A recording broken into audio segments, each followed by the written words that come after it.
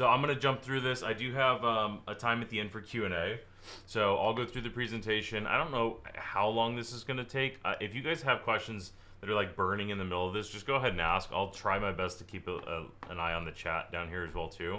I'm just going to go ahead and dive right in. So I actually learned this before I was in the real estate business. I learned this in the dealership business, was a consultative sales approach, as opposed to what I have now learned is most people are training like sales-based tactics. And what ends up happening when I look at this as from a real estate agent perspective is you have question-based or curiosity or consultant really based selling versus question-based selling, or sales-based questions rather. So that's really the whole theme of this presentation is to get away from the sales-based questions that repel your customers away from you, and learn the questions to ask, or rather how you can ask the questions that will get way more information out of prospects without them feeling like you're being salesy, right? At the end of the day, that's what we really want to do. All right, so with that said, LP Mama. You guys heard of this before? LP Mama? Anybody trained on this? Hopefully not. I heard this when I first got into the business, and I was like, oh, this is terrible. And when I first got into real estate, I was like, well, there's a lot of real estate agents that do a lot of business that are just like, how are these guys so like good at sales? And I thought it was wild. So this is how most agents were trained. When I started in the business about 6 years ago, I heard this a lot, and I don't hear it at all anymore, which I think is good. But I think it's important to understand where most other agents actually come from, what they talk like. So LP Mama is an acronym, and it stands for location, so where are you moving? Price, what's your budget? Motivation, and these questions, the point was when you meet a lead or a prospect or whatever, you would go through this framework and you would ask these questions so that you can qualify the lead, right? So you would ask, hey, where are you moving? What's your budget? What's your motivation? Why are you moving? Do you have an agent? Are you pre-approved? Okay, cool. Based on that, let's set an appointment. And if you look at this from the consumer's point of view, right, what does this sound like? And for me, this sounds like a literal interrogation. And when you, I love putting these graphics in the slideshows as well too. So, but it does. It sounds like an actual interrogation. If you listen to agents role playing each other, or if you listen to phone calls back and you hear this type of language going on and on, you can just hear the consumer shutting down as you go through. It's really no different than you walk into a Nordstrom. What is the second that somebody comes up to you and says, hey, can I help you? Like, no, I'm just looking. And then 30 seconds later, you're like, does anybody even freaking work here? Because you just pushed everybody off, because that's natural. What humans want to do is get rid of, anytime we hear something salesy, we want out, right? So do you have an agent? Are you pre-approved? And then what usually ends up happening is a customer puts up a block wall and they say, I'll just call you. I'll call you when I'm ready, which we absolutely know is not true. So this is why conversions are so low across the board. Not only because the conversations a lot of agents have, but something I have seen and been really, really guilty of earlier in my career is the automations and the follow-up and all like the sales scripts you get from sales trainers, or if you buy a CRM and the action plans that come with it. If you look at some of these emails and text messages people are sending to people, it's, are you ready? Are you ready? Are you ready? Are you ready? Are you ready? And there's no wonder that most people don't respond. So the whole point of this training is for you to be able to walk away with hopefully dropping these sales-based questions and moving more to what I call a consultative sales approach. So here's a quick story. Is the best compliments I've ever got was when I was in the dealership business, which is what I was doing before I was in the real estate space. Actually, believe it or not, very, very similar sales cycle. They're just way longer in real estate than they are at a dealership. And the best compliments I ever got were from people who would sit down with me after I just sold them a bunch of stuff, and they would say, you know what, you should be in sales. And why would they say that, right? It's like, I remember distinctly an old husband and wife couple buying a big motorhome, and they just spent $200,000 on the motorhome and another $30,000-$40,000 on aftermarket stuff. And the wife was just like, gosh, you know what? My son works at a bank and he's really good at sales, and I think you should do that too. You could make, probably more money. And her husband looked at her and he was just like, do you not realize that this guy just sold us like $40,000 worth of stuff? And she was like, I didn't even realize it. And the reality is because I was taught really early on a consultative sales approach. It's like a prescriptive based selling, as opposed to you need to buy this, you need to buy this, you need to buy this, which again is how most real estate agents sound. So let's get into this. Curiosity based selling. So this is a quote that I absolutely love, is small hinges swing big doors. Has anybody heard this before? The idea behind this small hinges swing big doors is in question-based selling or in sales, if I can ask a little tiny question that doesn't feel salesy and I get this much information out of it, that's gold. And this is what I constantly train our agents on is let's get these 3, 4, 5 different questions that we're going to talk about here in a minute. And let's get really good at asking these easy, basic questions that's going to give us so much more information, so much more than the LP Mama stuff that we just talked about. So that's the idea behind you can make this little tiny change and have a massive improvement or massive impact rather on the business. Here's another reality that I learned probably more recently is the person asking the questions is in charge. A lot of the time salespeople feel like if they are not talking, they're out of control, and could not be farther from the truth. The more time you're talking, the less the customer is engaged. The more the customer's talking, the more they're engaged in the conversation, which is obviously what we want. But 2 is you should be getting information from them based on the questions you're asking. So the person who is asking the questions is in control. I don't know this stat. I don't know the exact number, so I'll paraphrase this. But if you've ever been on a Zoom call with a corporate company and they record it, I promise you on their back-end analytics, for that salesperson, it'll break down what percentage of the time was the salesperson talking versus what percentage of the time was the consumer talking. I guarantee, promise. All corporate companies do that for a reason, and the spread should be about 80-20, 70-30, in way of the customer should be talking 3 times more, 4 times more than the agent or the salesperson. I don't know those stats by heart, but that's the basic idea. And the person answering the questions is in defense, but it might feel like they're important because you're objection handling, you're telling people why you're right and they're wrong and all of these different things. So, small hinges swing big doors. I'd rather get way more information, right? So think of it like this. If you ask the question, why are you moving? To a prospect, right? It's kind of hard for them to answer because they have to come up with a specific reason that they're actually moving. That's actually really hard to do. If anybody's in the process of buying anything right now, it's like, hey, why are you buying that? Right? It's like, well, shoot, I don't know. Let me think about that before I answer the question, Mr. or Mrs. Salesperson. As opposed to a little hinge that swings a big door that one answers the same question we're asking for is, hey, Eric, so what has you thinking about making a move in the first place? Now you can just be like, well, this is what I'm thinking. And you can just kind of unload versus like, why is the reason why you're moving? It is a really simple change going from why are you moving to what has you thinking about making a move? And they can answer, and this will be a big, we're not talking about personality types so much today, or really rather at all today, but there's 2 personality types, one for sure, one maybe, that will just spew their entire life to you right here. You ask this one question in the beginning of a conversation, whether it be an open house, a phone call, a cold call, whatever it might be. So what has you thinking about making a move in the first place? And some personality types will just spew everything. Now, if you get my personality type, I'll be like, I want more space. I want a bigger yard. I want a view. I want whatever. Like, you're going to get a quick and easy answer. But your job then is to go deeper on whatever they give you, right? So this is the beauty of this, is it's a very open-ended question, hence little hinges swing big doors. So this is a small pivot that you can make that is going to get you way more information from your customer. And it has way more different answers. So here's the framework that we use, right? This is kind of walking through this. And if you followed any of my content, you've probably heard this at least in chunks throughout. I'm going to go in more detail today on like the actual words to say, how to say them. So this is the closer framework. Now, closer is an acronym, which I actually hate, but it works. So we're going to go with it. The closer framework. So first, C is for clarify. So clarify why in the world are they talking to you, a salesperson, in the first place.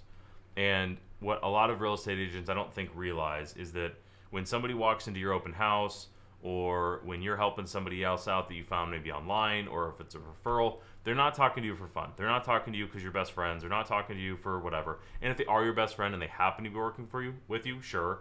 But the 99% of lead people who are not like already best friends with you, they're not talking to you for that reason. They're talking to you because they're trying to solve a problem. And the first thing we have to do is figure out why in the world are they talking to you. So I actually break this down with my team into 2 different chunks. And I'm going to go into this more detail, but we break down clarifying into I want to understand what is their motivation to move and what is their timeline. So those are the 2 major things we break down, clarifying their why. What is their motivation? What's their timeline? So that's your clarifying portion. Now, a pro tip that I don't know if I wrote this down, so I'll mention it now, is I coach our agents to spend 80% of their conversation in clarifying. The times where I hear our agents, our salespeople, or even ISAs or recruiter get stuck is when you start to try to prescribe a solution to their problem and you don't really understand their problem. Right? So Andrew, if I asked you one question and I was like, hey, why are you moving? You're like, oh, I want more space. I'm like, oh, cool, got it. So based on that, like, let's get pre-approved, let's do a strategy session, let's go tour houses this weekend. You're like, well, I'm not really ready for that. And now I'm like, oh, why not? Right? And now we're like both in defensive mode, trying to objection handle, and I don't even know what the problem is.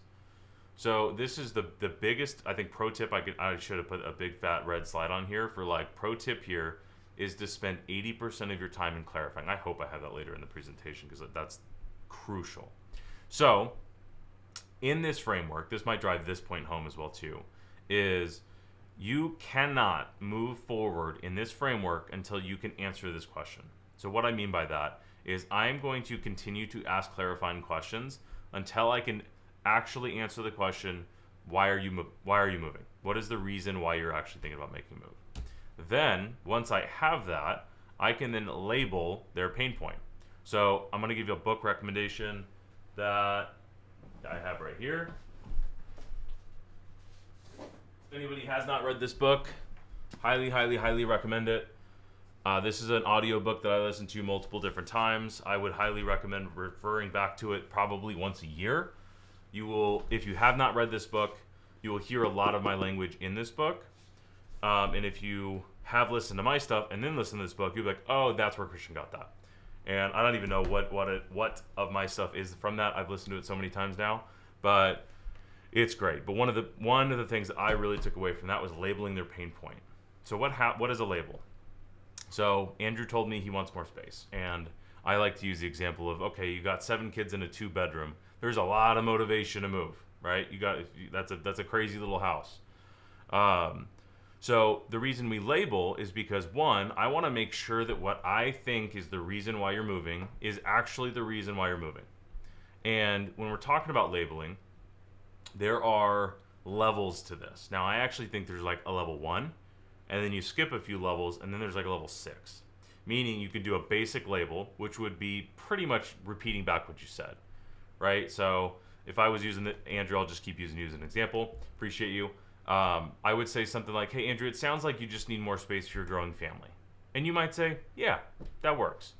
But he also could say, well, that's not really it. I've got a 5,000 square foot 2-bedroom. I just need more bedrooms. You're like, oh, okay, that's a different situation. Or it could be, I just got divorced, and actually this is the real problem. That's why you put a label on something. So there's just 2 major things. One, it allows you to confirm or deny that you were right. So you're going to find out, yes or no, was I right? The other thing is, in my experience, and I would never do this intentionally. I would never in a million years do this intentionally. There's no way to make it sound sincere. Is if you say the label wrong, they will usually correct you with the correct label. So if I said, hey Andrew, it sounds like you're just looking for more space for your growing family. You might just be like, oh no, I don't actually need more space. I just need more rooms.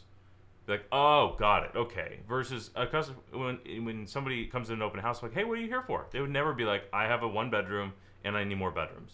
Like, they very rarely give you the real answer right off the bat. They usually bury that behind a bunch of smoke screens, which is also something that's talked about in the book. So that's labeling. My kind of framework for open houses, as a little side tangent, is, so hey, what brought you into our open house? Did you follow the signs, or did you find us online? I'm going to give them the in and out menu. Yes, or this one or that one. And I will basically determine that if they follow the signs, they're a neighbor and likely a seller. Or they're not maybe super serious in the actual house. If they say I found you online, they are interested in that house and I do not need to further qualify them on that. So from there, I would go right into clarifying questions. Be like, hey, welcome in, sign in, blah, blah, blah, whatever your process there is. And then I go directly into clarifying questions, which I'll get the questions in here. But I would start like, oh, cool, so what brought you into the open house in the first place? And then go from there, and we'll hit the rest of the clarifying questions. But that's the beauty. Thank you for asking that question, actually, because the beauty of this framework is that every time we have a sales conversation, we attach the closer framework is the sales conversation. And you will see how this will flow, because it's not just the initial conversation necessarily. You could imagine that somebody you've been nurturing for 2 years that says, hey, Eric, I'm not moving anytime soon. All of a sudden, they're like, well, we're actually thinking about it now. It's like, oh, cool. Well, what has you thinking about making a move now? And then you can go right through the same closer framework at almost every conversation you have, and you'll see how that ties in. So once you've labeled their pain points, so far we've clarified why in the world they're looking to move in the first place. We have labeled that this is the reason, and they've identified, think of it like you wrote on a sticky note on their forehead, Andrew's got 7 kids in a 2-bedroom, that's why he's moving. And he said, yes, that's exactly right. The next thing is overview. I want to understand what you have done so far. This crushes at open houses, by the way, Andrew. Overview their past experiences or overview what they have done so far. Easiest question in the world to remember here is, hey, so do you mind me asking, like, what have you done so far to make this move happen? And then you're going to be able to understand where they're at in the sales process. Now, earlier in Clarify, we should have also found out their timeline. So if somebody said, hey, I need to move into my new house in 2 years, and then on overview, they say, oh, I haven't done anything yet. This is my first house I've ever walked into. You're like, oh, shoot, this is going to happen pretty quick. And there's a lot of education that needs to happen in a short amount of time, right? So we overview what have they done so far.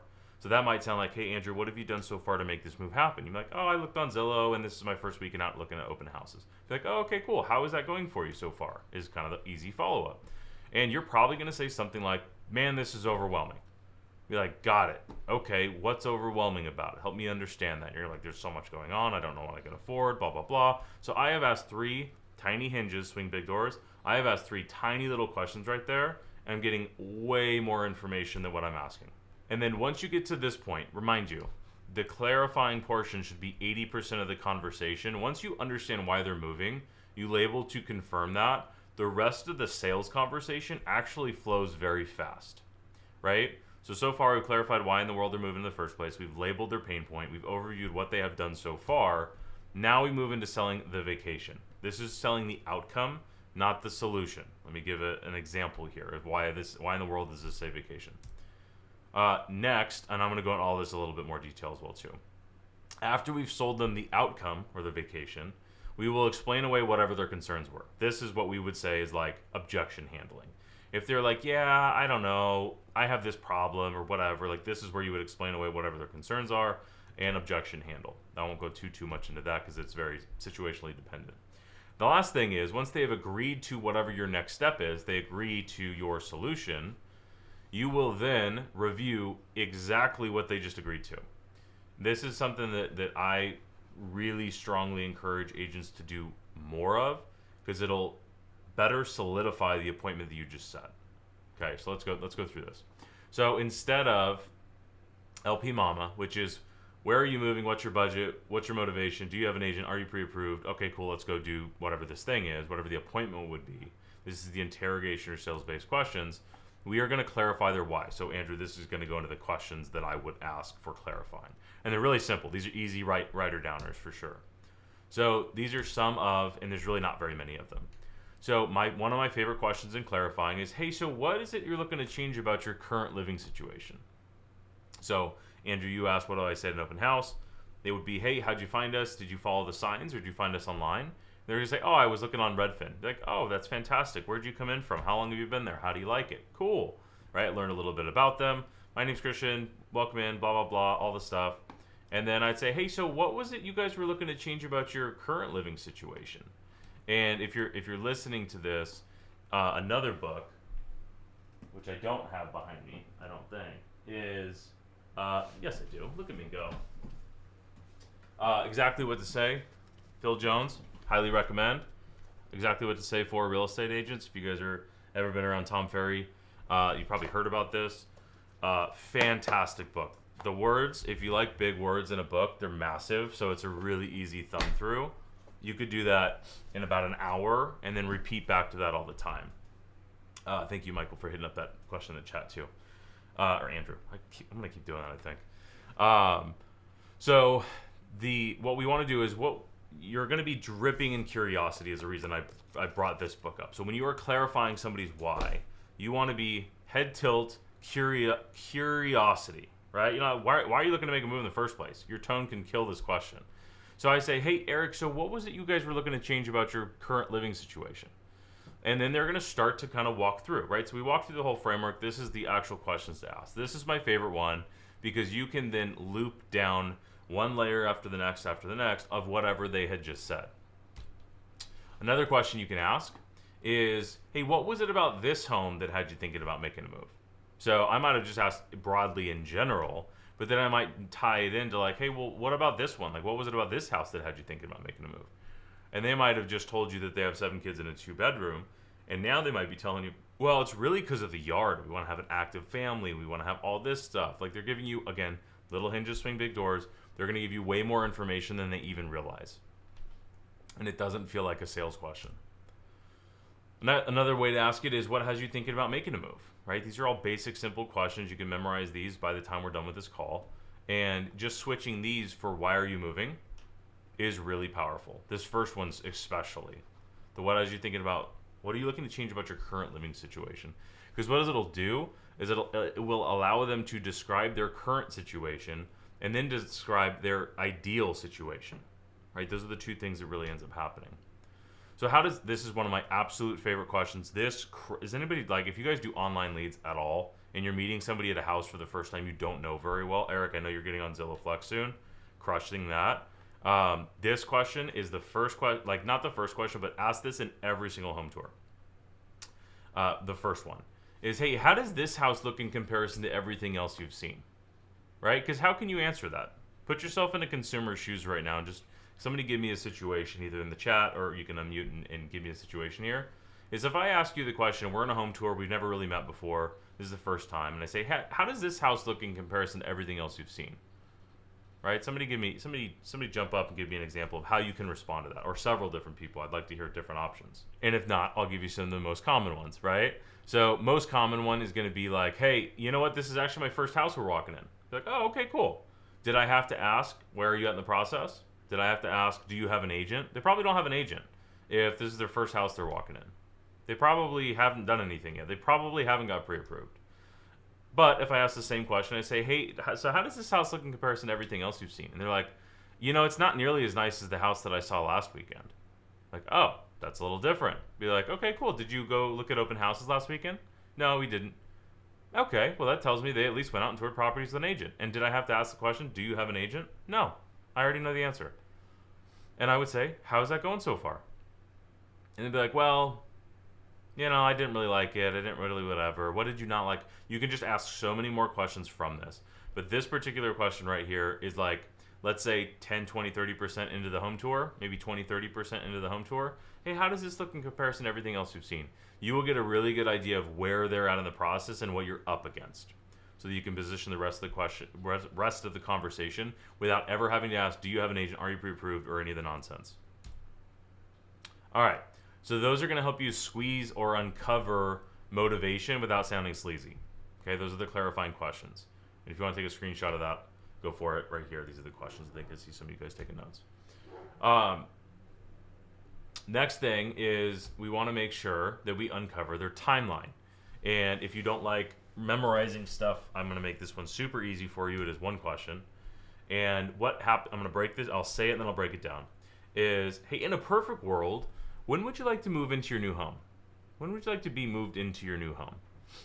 So let me break this down. Again, dripping in, you can even see the head tilt, my head's on my chin. I'm like, hey, so when in a perfect world, when would you like to be moved into your new home?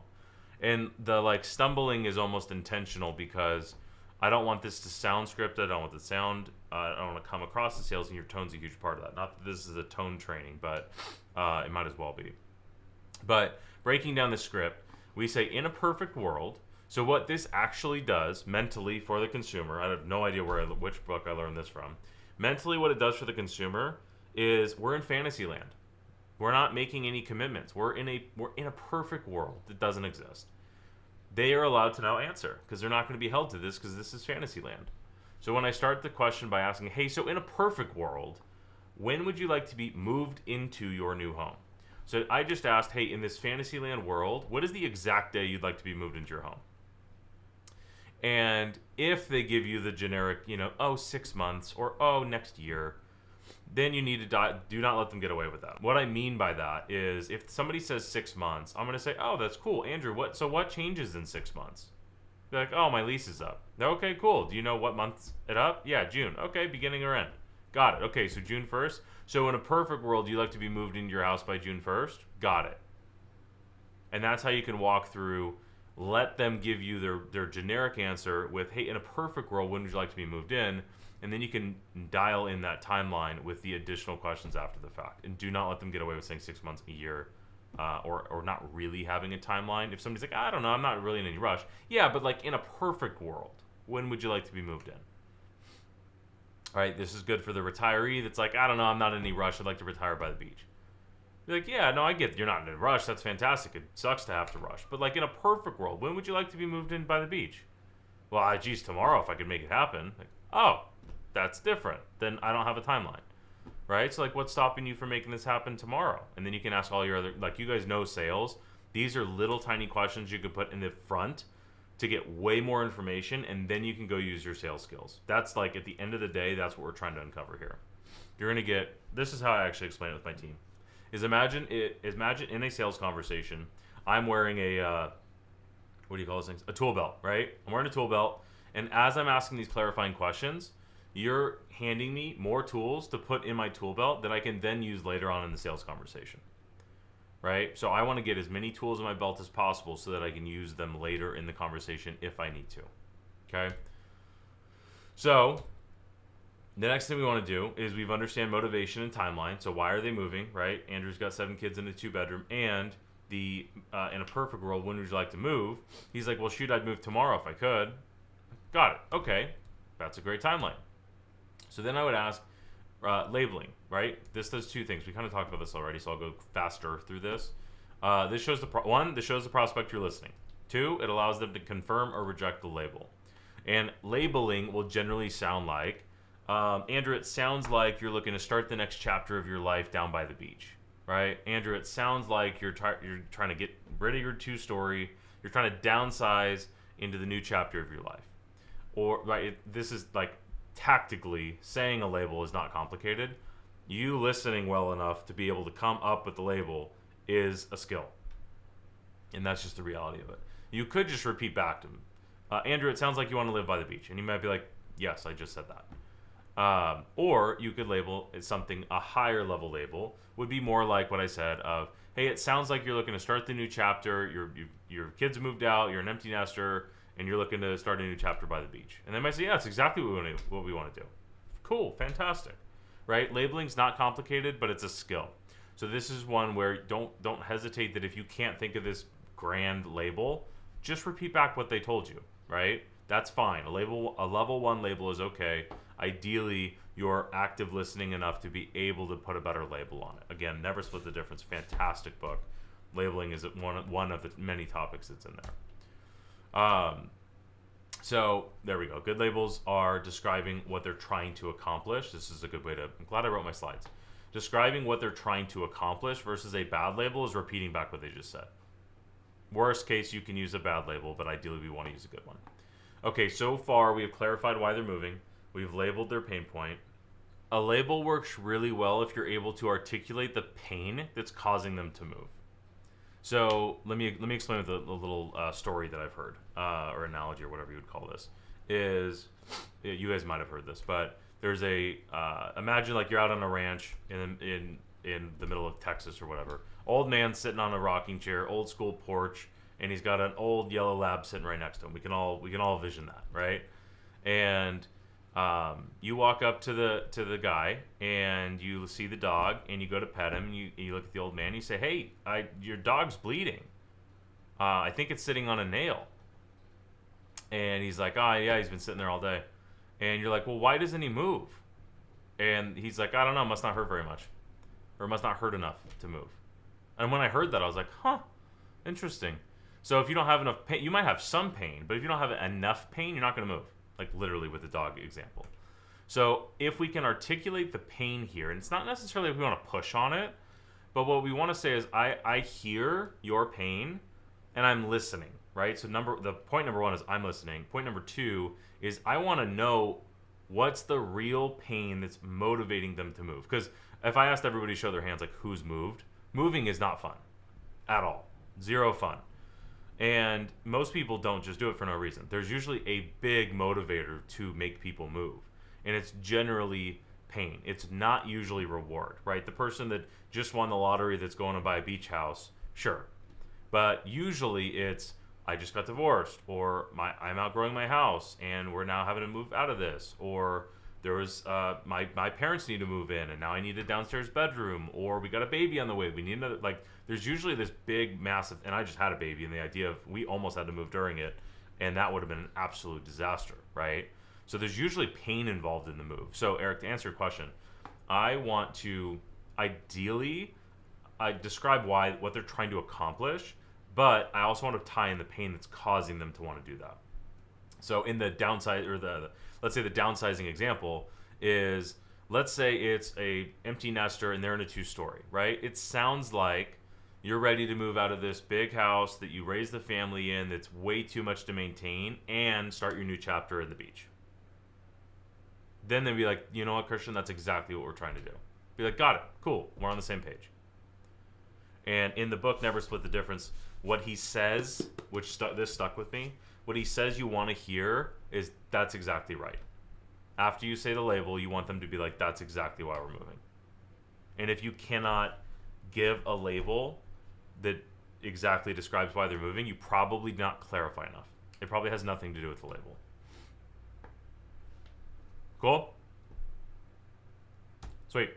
All right, so overview. So now, once we just clearly identified that we are listening, we know what they're talking about, next we want to understand their past experiences. Super easy question here is, hey, so what have you done so far to make this move happen? And this is where you're just going to listen. They're going to say, oh, I just started looking. I just went to my first open house. This is my first home tour. I've written 15 offers and haven't got any accepted. All these different are possible answers. Again, little hinges swing big doors. All of these questions answer a lot of different questions for us. If somebody says, I've written 15 offers and haven't got any accepted, they either have an agent or they're working with listing agents. So they have been writing offers. They're probably pre-approved or paying cash. They're probably financially qualified, right? So like all these probablys, I don't have to now go down these rabbit holes. And the second, for the record, sales-based questions, the second you ask somebody, hey, have you talked to a lender? What we say is like, hey, have you taken the correct next step in the process? That's what we think we're saying. And what the consumer actually hears is, you don't think I can afford a house. And they instantly hate you. And they're like, oh, I can get pre-approved. Like, that doesn't answer your question anyway. Have you talked to a lender? It's like, oh, no, I checked the mortgage calculator. I know I can get approved. Right? We know those answers we get from consumers. It's because it puts a block wall up. If you ever hear that type of a response, I know I can get it qualified. Instantly put a block wall up. I'm actively looking for an investment property, and people are asking me like, hey, can you buy a house? I'm like, dude, come on. I wouldn't be asking you to find me a house if I couldn't afford it. Like, I know what I'm saying is wrong. The correct answer is, I'm working on my pre-approval. But I'm still like, hey, man, just send me the damn house as an agent. Talking to other agents. So anyway, the question we ask here is, what have you done so far to make this move happen? And this is the most important part. We want to find out about their past experiences. So for that agent that said, or rather for that consumer that said like, hey, I've written offers on 15 houses and just haven't got anything accepted yet, I'd be like, man, that sounds rough. How's that going so far? And they're like, it's not going good. They're like, well, what are you doing? Like, how is this happening? They're like, oh, I'm going to the listing agent asking him how much of a discount I can get. Like, oh, okay. So it's safe to say that that strategy is probably not working for you. What else have you tried? Well, I just go to open houses. I don't do any private tours. Oh, okay. And then what else have you tried? It's like, well, I got pre-approved with Rocket Mortgage and I wrote a pre-qualification letter. This says I can buy for, $1 million or whatever. It's like, okay, is anything else? And like, what's your feedback been on the pre-approval? Like, most people say I should get fully underwritten instead of pre-qualified. Okay. So like, you can walk somebody through like, what have you done? What have you done? Tell me, so how is that going? Tell me more. Tell me more. So you can find out their past experiences by asking one simple question and then asking them to explain how's that going so far. That's the basics of it. Pro tip here, what they're doing likely isn't working because they're not talking to you. And you are a salesperson. So I use this analogy. You guys know pinball, right? I should have put a picture up here for pinball, right? You fling the thing, the ball goes up, and it just pinballs around. So think of the shooting out the ball is like a consumer going into the marketplace for the first time. And then every agent they talk to is the shit that they run into on the sides of the pinball machine that makes noise, right? And I explain this because most consumers will just go out into the marketplace and they will bump into one agent after the next, after the next, after the next, after the next, until they run into a salesperson. And that's the person that closes them. That's the person that gets paid. And most agents all say the same things, do the same things, ask the same questions. This goes back to the LP Mama nonsense from before. As opposed to, I want, if you followed through with the framework so far, we've clarified why they're moving, we've labeled their pain point, overview what they've done so far. We are gathering a lot of information about them. We're not sounding salesy. And then from this point forward, this is the big transition here, is now you should be able to sell the solution, right? So we were able to uncover even more pain by overviewing, and we didn't even have to ask them really where they're at in the process. Because if I ask a sales-based question of, hey, Eric, where are you at in the process? Where are you at in the home buying process? What does that sound like? It sounds like, oh, God, here we go, right? So somebody asked me, hey, Christian, where are you at in the pre-approval process? Like, I'm going to get to it at one point. Leave me alone, right? Versus if you ask these other questions, you're able to get way more information. All right, so let's get to the fun part. This is where you sell the vacation. Okay, so we've clarified why they're moving in the first place, labeled their pain point. So we have articulated why they're moving. We have said, hey, it sounds like this is the reason. They say, absolutely, that's right. We've overviewed everything they've done so far and why it's not working for them. Now we can sell the vacation. All right. So why do I call it the vacation? And mind you, I stole this framework from Alex Hormozi. I just made it for real estate, if this sounds familiar, if you've heard this. And he uses this analogy, so I'm just going to use the same one. So imagine if you had to give away or sell for free a vacation to Hawaii. Okay? Just think about it. I'm going to give you for free, sell a vacation to Hawaii. How would you pitch it? Would I say, I live in Southern California, so would I say, hey, Eric, great news. I'm going to have you get in the car, and I'm going to get you an Uber at 3 in the morning. It's going to cost $300 to go to LAX. It's going to take 3.5 hours to get there. Once you get there, you need to make sure you're there at least 2.5 hours early because there's, you never know how long TSA is going to check all that. You're going to get at the gate. You're going to have to sit there with a bunch of other people that are probably all sick and coughing. And then you're going to get into a tin can for 5.5 hours to fly to Hawaii, and then you're going to get there. Sound good? It's like, man, that sounds miserable. And if you think of it, this is how most of us pitch our products, our service rather. We will say like, hey, here's what it looks like to work with me. We're going to meet, I'll show you houses, we're going to do a consultation, I'm going to make you get a financial colonoscopy, aka pre-approval, and then I'm going to write a 30-page contract, and then you'll be able to move into your house. This is how it sounds, honestly, for a lot of sales pitches, right? So would I pitch it like this, or would I pitch this? I would pitch the outcome. I'd say, hey Eric, I got fantastic news for you. I'm going to have a driver pick you up at your house, and you're going to go to the airport, and you're going to get to Hawaii. I've got the best possible resort. You're going to have the luau at the beach. You're going to have the pig in the pit. You're going to have ocean view from your room, and you're going to have champagne when you get there. Right? Sound good? Totally free. Sounds way better than this. Oops. Sounds way better than this, for sure. So we want to make I know this is a stupid example and I like to exaggerate to make points. We want to make our pitch sound like this, not like this, for whatever we're pitching our service. All right. So this is why we talk about sell the vacation.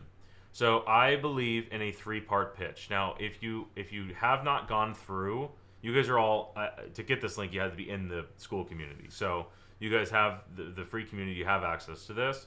I don't think I'm gonna have time to go through the whole thing. I left like some time here for Q&A, but I'm gonna explain why how you guys can craft your pitch, as opposed to just giving you the exact pitch we use, which is in the classroom. I'm gonna walk through how to craft your pitch. Okay, so it's if you guys are not in here, go to the sales masterclass. Go to the classroom, the sales masterclass. This whole chunk here goes through the literal training that we train our team on. This has led to $800 million in sales in the last 6 years. The pitching your strategy session, on the buy side at least, is one of the big things for us, right? So here's how we actually do it. Here's all the stats that I just said. Blah, blah, blah. I'm going to get back to this. So let me go back to the vacation. All right. So when you're making your pitch, I believe in a 3-part pitch. And what I mean by that, and I will start my pitch. Stephanie, love the feedback. When I start my pitch, right? You guys are probably gonna have to have notes here because I don't have clear slides on this right now.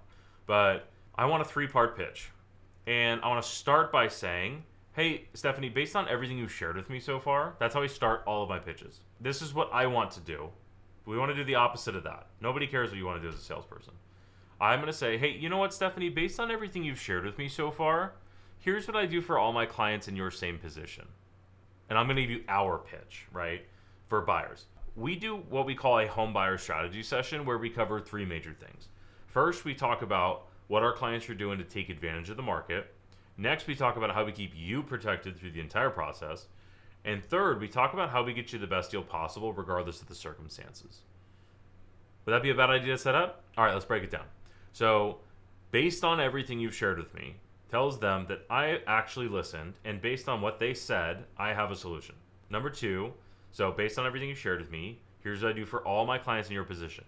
So I have a solution, and I have helped people through your exact position before. We call it a home buyer strategy session is the next chunk. So based on everything you've shared with me so far, here's what I do for all my clients in your same position. We call home buyer strategy session where we cover 3 major things. This is the 3-part pitch. When you're doing your bullet points, you want to literally bullet these things out because people's attention spans are 0, right? And most people aren't listening. But if I say, hey, there's 3 things, number 1, number 2, and number 3, makes it way easier for 1, you to learn, you to train your agents if you have a team, and 3, for the customer to actually remember. Now, in your bullet points, you want to take whatever your service is, buyers, sellers, financing, investing, whatever, like whatever you're serving, you want to take what you do and break it down into 3 bullet points, okay? So the order you want to put this in is the most important thing. So of the 3 bullet points, the biggest beef value is last, because that's the last thing they're going to hear. The second best thing is first. And then the middle thing goes in the middle. Or the least valuable of the 3 bullet points goes in the middle. And if you can only do 2, that's fine. You just do the most important second, or rather third, second. And then the lesser one first, right? I like 3. So here's our pitch. So based on everything you've shared with me so far, here's what I do for all of our clients that are in your same position. It's this thing we call a home buyer strategy session, where we cover 3 major things. The first is what our clients are doing to take advantage of the market. The second is we talk about how we keep you protected through the entire process. And 3, we talk about how we get you the best deal possible regardless of the circumstances. Now, I jokingly say this can take 20 minutes or 2 hours. Honestly, it just depends on how many questions you have. Would that be a bad idea to set up? So that's our pitch, and I will continue to break this down. I'm going to go into the Q&A here. But the thing that I want to sink in for you guys is I stopped selling in 2020, at the end of 2021. So I have been out of sales for longer than I was in sales as a real estate agent. And I have said this pitch so many times in trainings that I have it. I hope you can identify that I have that memorized and that I've said that a few times before. And when I train our agents, if somebody said, "Hey Christian, I'm having problems having somebody set up a buyer strategy session," I'm like, "Cool. What's the pitch it to me?" And if they start saying anything that is not exactly this, I'm like, "Cool. Just let's start over and learn the script." And if they're like, "Well, I've been saying this other thing," I'm like, "Yeah, well, you just told me it's not working. So let's go back to what works." Because I know for a fact this works for us. I don't know if it's going to work for you guys or not, but this works 100% for us because we get brand new agents doing deals immediately with this script. And I'm going to give you some homework. I want to get to a Q&A here. I want to be mindful of everybody's time. But breaking this down, based on everything you've shared with me so far, make sure we're saying that, because what agents typically will tend to want to say is, "Hey, here's what I want to do next." No, but that's the worst thing you could possibly say. So based on everything you've shared with me, here's what I do for all my clients. And this tells them that you have clients that have been in their same position and you have a solution. And you even named it, so it sounds more real versus you just pulling something out of your rear. And there's 3 major things. This, you bring up your 3 major bullet points. Your second most important, your third most important, your first most important because it's last. And then I would ask a negative at the end. So, hey, does that sound like a bad idea? They're going to say yes. They're going to say no, it sounds like a fantastic idea. So that is crafting the pitch. Let me go back to my beautiful little slideshow here, make sure I didn't miss anything. And then I'm going to open up for Q&A. So on our 3-part pitch, there's more to it. So we have not only does our pitch have a 3-part pitch, but we have 3 pitches that we can peel back on. I can go through this. I just want to make sure I have 8 minutes left for Q&A. If you guys aren't active in this community, I'm putting a ton more resources into this in the next year. And one thing that I did is there's the free masterclass, which is our exact how we train our agents. Number 2, I'm sharing more of like the behind the scenes of like our agent success and like what is making them successful, so you can do that too. But another thing is I spend a ton of money on like coaching, masterclasses, workshops and stuff like that. I've spent, I think we're almost to 6 figures on Alex Hormozi's stuff. If you don't know anything about him, go check out this post. His most recent stuff, his book launch, was an absolute masterclass in sales and marketing. If you did not watch that, highly recommend. Today, right after this, I'm going on to a 4-hour presentation he's putting on. I'm sharing all that stuff in the community as well too. That stuff I'm like maybe on my email list, but it's going to be shared in here. And then part of this last thing was I donated, the package that I bought allowed me to donate 800 of these books. So if you have not already bought a copy of this book, highly recommend it. The link is going to be, it's on this post in the community. We'll make sure it's readily available for you guys, but I highly recommend checking this out. I'm getting more and more active. We're almost at 2,000. I think we're almost at 1,900 people now in the community, and I love seeing the questions. And I have like that's probably the easiest place to get an answer out of me if you're looking for something. So anyway, wanted to get that in there as well too. You guys are already in here, but let's do a Q&A. I'm gonna open up. You guys fire away. I have a little bit of extra time after the fact. Erica, you got yours. Awesome. Stephanie watched the lots. Had a difficult time. Shifting to real estate specifically. Agreed. So if you watch Stephanie, you watched the book launch for $100 million money models. I agree 100%. The leads book, if you have not listened to $100 million leads, or rather done whatever, that's the one for agents. So good. I literally every time I run an ad, I pull it up. I've got it right in front of me over here. But anyway, let's do Q&A. Fire away. You guys ask whatever questions, nothing off the table. I can go in whatever direction you want. Thank you guys for showing up too. I appreciate it. So those are the questions we train our, because I have ISAs. Their whole job is take all the Facebook, Google pay-per-click leads. They make 125 calls a day. And that we train the agents on the same scripts that we train the ISAs on. The ISAs really only do clarify, label, overview, because the sell is like, cool, let me either get you to an agent or a lender, right? So it's all on the clarifying questions. So if you were sitting in my office in between my ISAs, you would hear over and over and over again all these, let me go back to the slides. You would hear these questions over and over and over and over and over again. So you would say, hey, Eric, so I saw you registered on our website. I'm just kind of curious, what had you looking at homes in the first place? Oh, we're just kind of thinking about maybe upgrading at some point. We're not really in a big rush. Okay, cool. So, like, what was it you guys are looking to change about your current living situation? Got it. Okay. Where are you guys living now? Oh, okay. How long have you been there? How do you like it? Okay, got it. I'm just kind of curious on this particular, like, how does this compare into everything else you've seen so far? You don't really like this one for these reasons? Got it. Okay. Hey, like, in a perfect world, when would you like to be moved into your new home? Oh, sometime next year. Okay. Well, do you mind me asking what changes next year? Oh, your lease is up. Got it. Okay. When's your lease up? Right? Like, it's literally just those types of questions. And then when we get to label, like, we cannot stop asking those types of questions until they can go like, oh, got it. Okay, so it sounds, and this is moving on the label. It sounds like this is the thing that's making you move. And they're like, yeah, that's exactly right. Like, okay, cool. Well, what have you done so far? I know you're not in a huge rush, but like, oh, we just looked online. We kind of did this, that, and the other. And then from there, you can sell the solution, right? You sell whatever makes the most sense to do next. And for a lot of people, this might be helpful too, Eric, is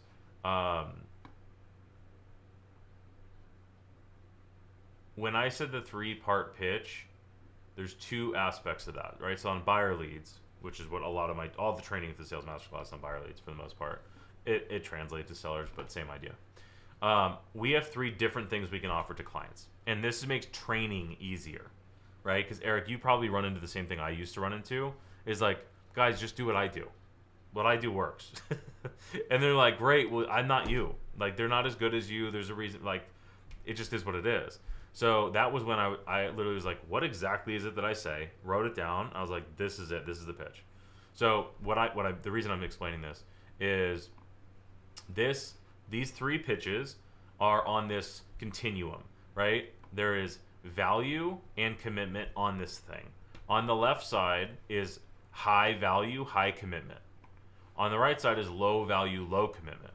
And especially on these leads, what most of your agents will do is they don't like hearing no. Agreed? Like, does any of us on here like hearing no repeatedly over and over and over? No, of course not. So we normally just start at the lowest commitment thing, not also realizing that we're offering the lowest value thing. Just like you're at an open house, for an example, and what do 99% of agents say as they're like close at an open house? Like, oh, let me get your email and I'll put you on a list. I'll put you on an MLS search for homes. And they're like, no thanks. I've got 35 other agents doing that, sending the exact same listings to the same link to the same MLS to the same everything. Zero value. So here's the big shift we had with the ISAs specifically, because that's referencing the question, the type of lead you just said, is we actually have our ISAs pitching buyer strategy sessions. And guess what? Consumers are like, oh, you guys do something like that? That would be great. And we're like, oh, shoot. Okay, so you're a year out, but you're willing to spend an hour consultation on the phone with us. Perfect. Let me get you connected with Sally. She's fantastic. Or let me get you connected with Erica. She's an agent on our team. She could help you out. And they say the same exact thing that the agent's going to say, assuming the agent is pitching it correctly, which there's a big assumption there. I get it. But if I go one step further than that, if a lead finds us from our content, which we make tons of it from consumer facing, I'm pitching it the same way. Then they come in, the ISA is pitching it the same way, and then the agent's pitching it the same way. And they're like, huh, this all makes sense, like a real business, right? So this is what I would recommend, is having your people pitch the more valuable thing first, and then this peel back down here. So I would pitch, I won't give you the whole pitch for time's sake, but if I'm like, hey, Eric, so here's what I do for all my clients that are, based on everything you've shared with me, here's what I do for all our clients in your position. This thing we call a buyer strategy session. There's 3 major things. Sound like a bad idea? And you're like, no, that actually sounds great, but like we're just really not there yet. We're not moving until next year. Got it. No problem at all. How about we do this instead? Let's do what we call window shopping. This is where you cast a really wide net on your home search. And because you're not in a huge rush and you're not buying anything now anyway, we're not trying to find the perfect house. We're just trying to narrow down the things you do not like. And I realize I'm talking a million miles an hour, but that's the idea. And if they say no to that, then we can be like, well, how about this? I'll just put you on a monthly market update, and if I don't hear from you in the next couple of months, I'll give you a call. Sound good? And then they go, oh, yeah, that's easy. But the idea is you get 2 opportunities to get them in a way higher value appointment. That would be my big thought. That was like our big takeaway, especially on those types of leads. I think an agent should lean into it almost zero for sales right now. Let me rephrase. I think a salesperson, which agents are salespeople for the record, I think a salesperson should use AI almost zero right now. I don't think it's good enough. The applications aren't, it's not all the way there yet. It's impressive, but it's not all the way there.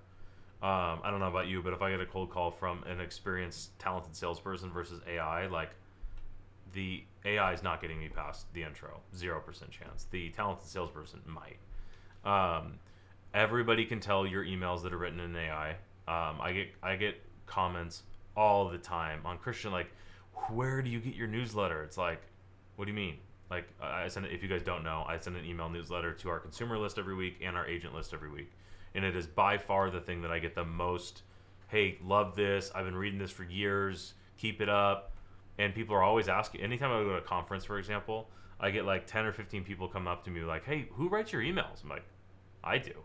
They're like, oh, which AI do you use? I'm like, 0. I write them. And I get emails from agents all the time, and it's literally just copy and paste to ChatGPT. I just saw somebody running an ad the other day, and it literally said the sign off of ChatGPT was in the ad. Like, that's how little attention to detail people are putting in it. So my response is, as a salesperson, you don't need to be using AI at all. It's not there. It's not there yet, and it's doing more harm than it's doing good. In a lot of circumstances. From me as a business owner, and you can translate this into you as well too.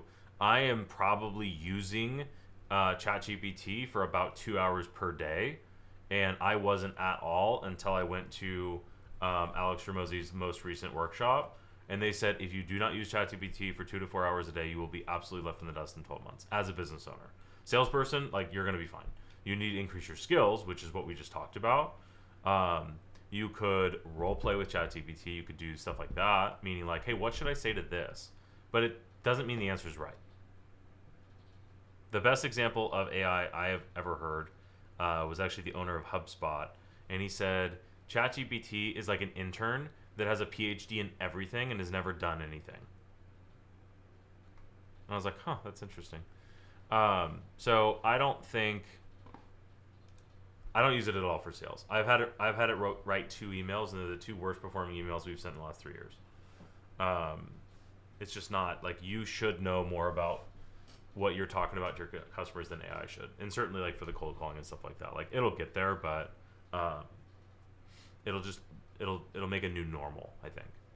I think it'll the first thing it could replace is the like appointment setting part. So like our ISAs, I'm more interested to see how AI is going to be able to help leverage our ISAs, but it's not going to do. I'm not even thinking about it replacing an agent. Not even close. It's going to add more leverage to people. So I look at it only as a value add for sure. Well, if nobody else has anything, if you haven't gone and got your book, highly recommend it. The book is paid for on this post. You just go to this link. The book is paid for. You do have to pay for shipping though. So I think it's like $9 if you're in the United States or something like that. But yeah, that's it. So I'm gonna hop off. If you guys have anything, throw your comments or anything in the community, and I'll see you there. See you guys.